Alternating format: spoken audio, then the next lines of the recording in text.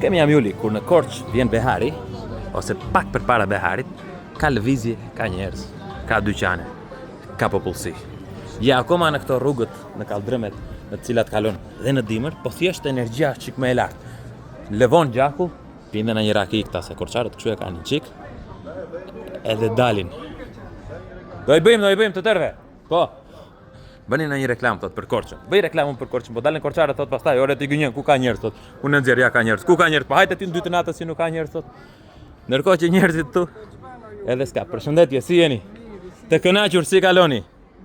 Për bukuri thuaj. Edhe ka nga një çik lëvizje. Herë ka më shumë, herë ka më pak, të drejtë kanë dhe këta çfarë të bëjun tani. Unë çfarë ka? Unë nxjerr për të bukur, unë nxjerr për të mirë.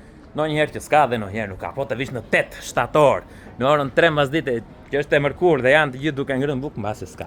Po tani për momentin i shohun, ka dhe ka një vibe shumë të bukur. Dhe për këto raste i ftoj njerëzit unë. Jo për ditë. Ja, shumë qetësi, shumë bukuri, kaldrëme, lëvizje, bicikleta, njerëz, saqe të rinj. Shumë gjëra bukura.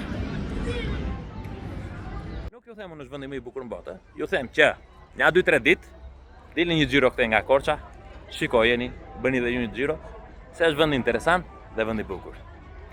Korçarët, se unë do iki, ju presin në Korçë.